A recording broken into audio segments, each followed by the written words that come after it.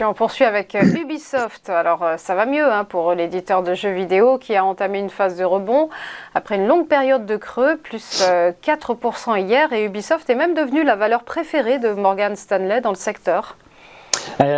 Ubisoft, donc, elle, suivait aussi une tendance baissière régulière, comme on peut le voir sur ce graphique. Les creux et les sommets descendants se sont enchaînés jusqu'au test, jusqu'au travail du support majeur aux alentours des 40 euros en décembre dernier.